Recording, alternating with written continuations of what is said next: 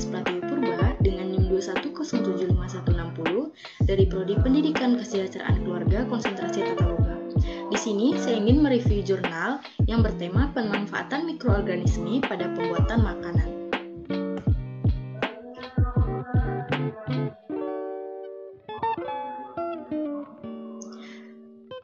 Judul artikel yang saya ambil berjudul Pengaruh Mikroorganisme, Bahan Baku dan Waktu Inkubasi pada Karakter Nata de coco.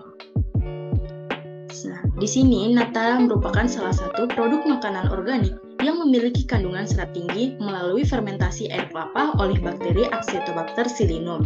Nah, nata memiliki kandungan selulosa yang tinggi, tidak mengandung kolesterol dan rendah lemak, sehingga produk nata tergolong dalam dietary fiber. Acetobacter psilynum merupakan bakteri yang digunakan dalam produksi nata yang berperan dalam produksi selulosa. Penggunaan bakteri itu juga dapat digantikan dengan bakteri Acetobacter sp.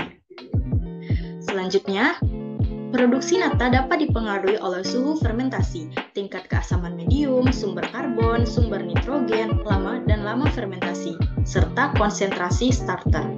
Bahan-bahan yang berperan dalam pembuatan nata meliputi air kelapa, gula, urea, asam cuka, dan bakteri Acetobacter psilynum. Selanjutnya, faktor pertama ada pada proses inkubasi. Inkubasi dilakukan selama 8 hari dengan suhu 26-28 derajat Celcius karena merupakan suhu bakteri Acetobacter psilynum dapat tumbuh dengan optimal. Wadah dan penutup yang berongga bertujuan agar tetap ada oksigen selama proses fermentasi. Pemberian perlakuan juga disesuaikan dengan karakteristik bakteri Acetobacter psilynum yang bersifat aerobik atau membutuhkan oksigen dalam masa pertumbuhannya. Selanjutnya, pembuatan nata dapat dilakukan dengan menggunakan berbagai macam bahan baku lainnya, seperti kulit pisang, rumput laut, air tahu, singkong, dan jerami nangka. Nah, bahan baku tersebut sama-sama mampu menghasilkan nata dengan bantuan bakteri Acetobacter psilynum tadi, tetapi nata yang dihasilkan berbeda-beda.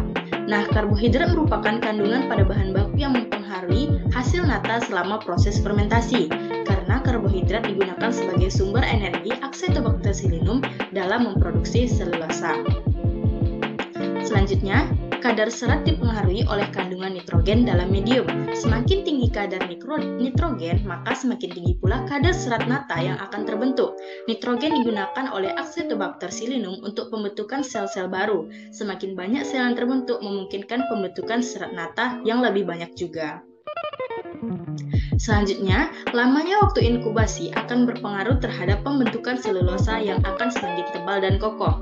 Tetapi fermentasi yang terlalu lama juga akan membuat bakteri Acetobacter psilynum ini mengalami fase kematian karena kehabisan nutrisi, sehingga membuat sel kehilangan banyak energi cadangan.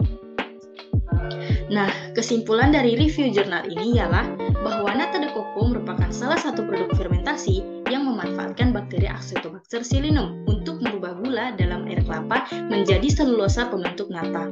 Pemilihan produk didasarkan pada pemanfaatan limbah air kelapa yang mampu meningkatkan nilai produk dari segi gizi dan segi penjualan. Faktor yang mempengaruhi proses fermentasi nata ini meliputi dari lama fermentasi, penambahan bahan yaitu gula, asam cuka, dan urea, penggunaan tutup berongga, menghindarkan produk dari guncangan, dan penggunaan peralatan steril.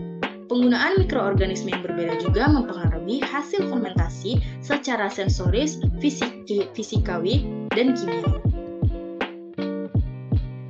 Cukup sekian presentasi dari saya. Apabila ada kesalahan bisa ditambahkan.